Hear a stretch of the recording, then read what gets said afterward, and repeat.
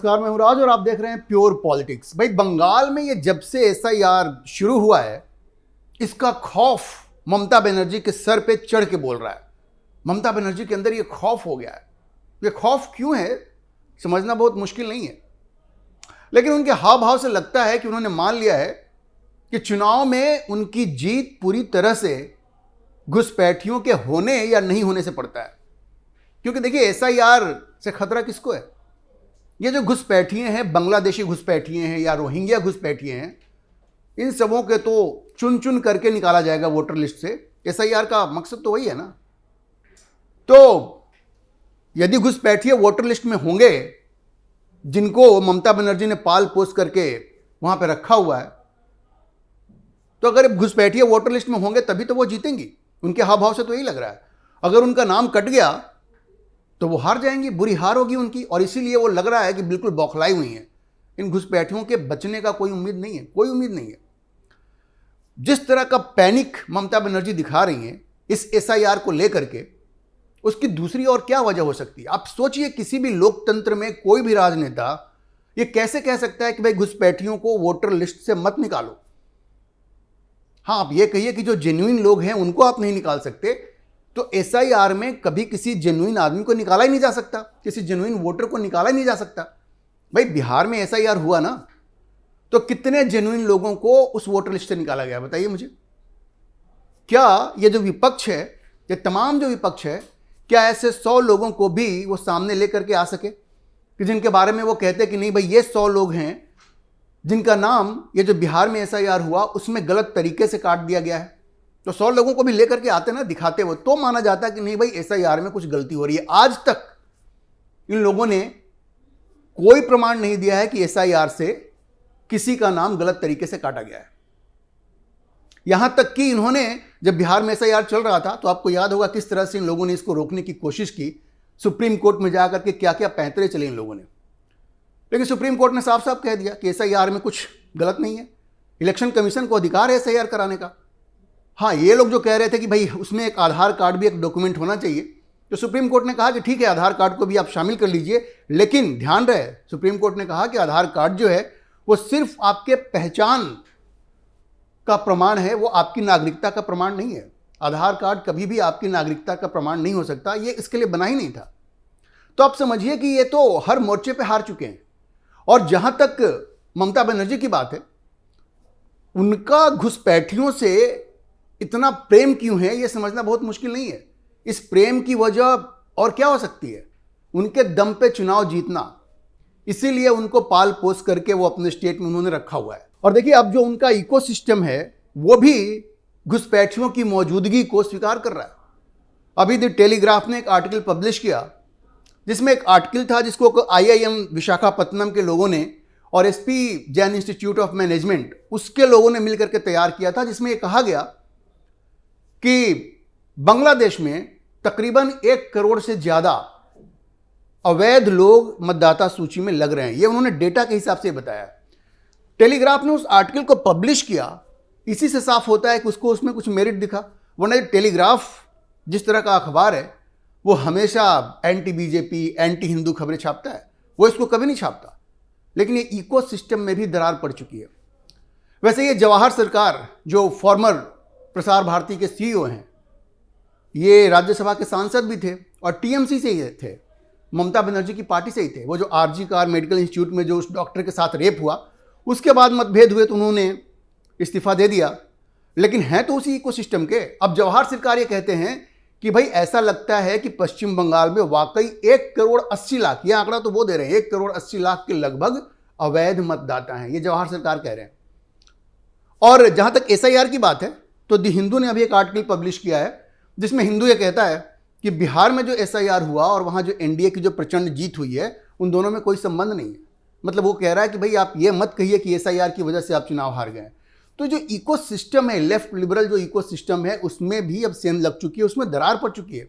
और वो भी अब ये मान रहे हैं कि अवैध घुसपैठिए वास्तव में एक बड़ा मुद्दा है और उसको टैकल करने की जरूरत है। ये इनके ही इकोसिस्टम के लोग कह रहे हैं। अच्छा देखिए, एसआईआर शुरू होने के साथ ही ये जो पश्चिम बंगाल की मुख्यमंत्री हैं ममता बनर्जी, वो लगातार chief election commissioner Gyanesh Kumar को पत्र लिख रही हैं। पत्र लिख करके क्या क्या बहाने बना रही हैं। वो कह रही है कि भाई आप ये डेटा पर्सनल को आप क्यों हमसे मांग रहे हैं एसआईआर के लिए, इलेक्शन रिलेटेड वर्क के लिए।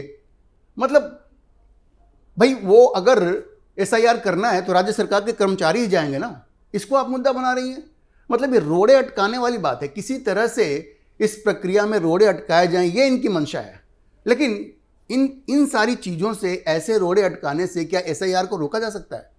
ये तो बिल्कुल नहीं रोका जा सकता। अब उनका ये कहना, ममता जी का ये कहना है भाई कि जो बंगाल में जो एसआईआर हो रहा है बिल्कुल अनप्लैंड है और बहुत ही खतरनाक तरीके से किया जा रहा है, जो कि पहले दिन से प्रॉब्लम है उनको इससे। अब वो कह रही हैं कि इतने सारे बीएलओज हैं, उनकी मृत्यु हो गई। भाई सवाल ये है कि कोई भी व्यक्ति की मृत्यु होती है, किसी को पहले से अगर हार्ट की बीमारी है, ब्लड प्रेशर है, कई तरह की परेशानियां हैं, तो क्या कर्मचारियों को बीमारियां नहीं हो सकती?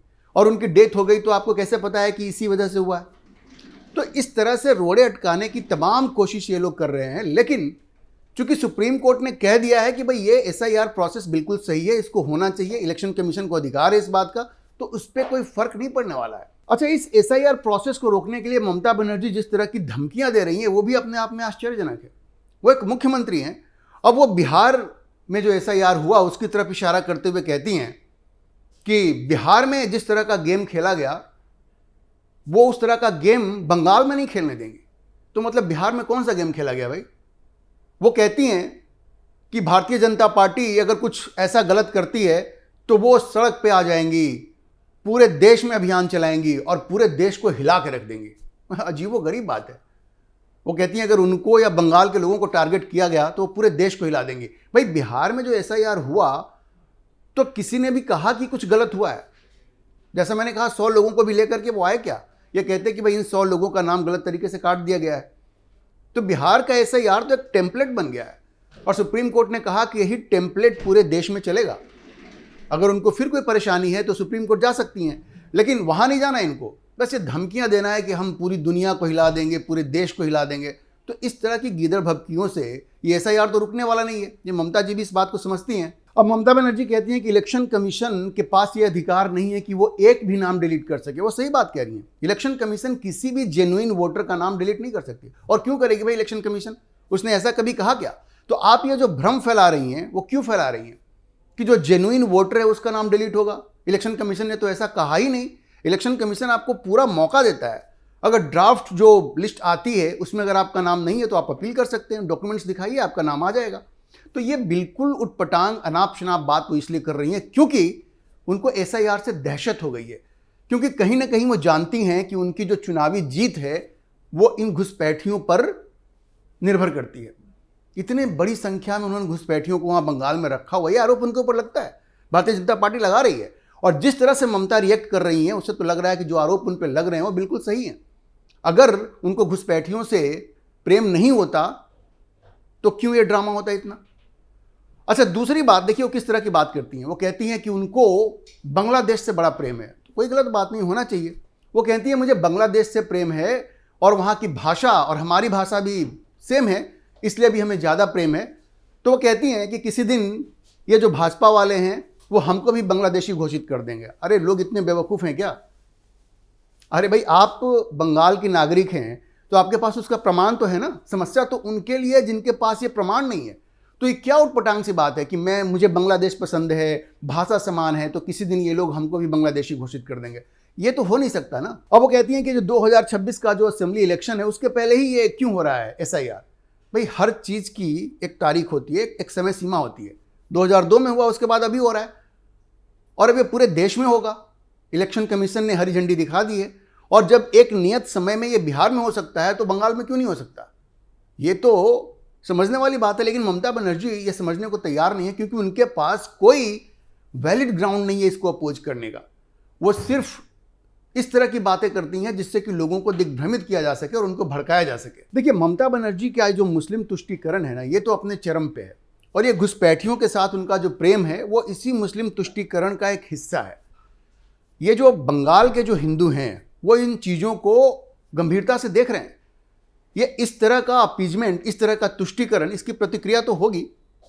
और ममता बनर्जी, चूंकि इनको ऐसा लगता है कि हिंदुओं का वोट तो बंटा हुआ है और मुस्लिम एक साथ वोट करते हैं। वहाँ के मुस्लिम भी ये मानते हैं उनकी ताकत ज़्यादा इसलिए है क्योंकि वो एक साथ वोट करते हैं और हिंदू अलग अलग मुद्दों पे वो बटे हुए हैं। लेकिन जिस तरह का तुष्टीकरण वो कर रही हैं, काउंटर पोलराइजेशन बंगाल में इस बार होगा, ये आप मान के चलिए। ये पूरे बंगाल से ही खबरें आ रही हैं कि ये काउंटर पोलराइजेशन की तरफ बंगाल बढ़ रहा है और इसका परिणाम बहुत ही बुरा होने वाला है ममता बनर्जी के लिए, क्योंकि इस बार उनकी मुस्लिम तुष्टीकरण का जवाब बंगाल के लोग बैलेट से देंगे और ममता बनर्जी को ये साफ दिख रहा है कि सत्ता उनके हाथ से जाने वाली है, उनकी कुर्सी खिसकने वाली है। अच्छा, वो एक और अजीबोगरीब बात कहती है, वो कहती है अगर SIR 2-3 साल में होता है तो हम लोग सपोर्ट करेंगे और इतने कम समय में होता है तो हम नहीं करेंगे। भाई आप प्रोसेस की बात कीजिए ना, 3 साल में हो या 30 साल में हो तो आप क्यों सपोर्ट करेंगे? इनको ये डर लग रहा है कि इस बार असेंबली इलेक्शन से पहले ये SIR हो गया तो इनके सारे फर्जी वोटरों का नाम कट जाएगा और ये चुनाव हार जाएंगी, इसलिए ऐसी बात कर रही हैं। अगर इतने नियत समय में बिहार में SIR हो सकता है तो बंगाल में क्यों नहीं हो सकता?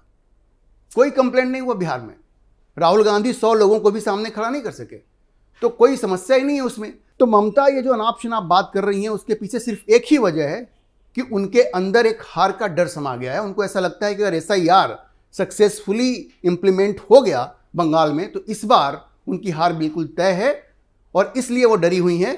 लेकिन ये डर अच्छा है, SIR तो हो करके रहेगा और इस बार ये साबित हो जाएगा कि ममता बनर्जी मुस्लिम तुष्टीकरण के दम पे ज़्यादा दिन तक शासन नहीं कर सकती। बंगाल की जनता सब कुछ देख रही है और इस बार उनको बैलेट के थ्रू बढ़िया जवाब मिलेगा। अभी के लिए इतना ही। इस विषय पर आप क्या सोचते हैं अपनी राय कमेंट बॉक्स में जरूर लिखें और अगर आपको वीडियो पसंद आया हो तो आप इसे लाइक करें, शेयर करें और हमारे चैनल को सब्सक्राइब जरूर करें।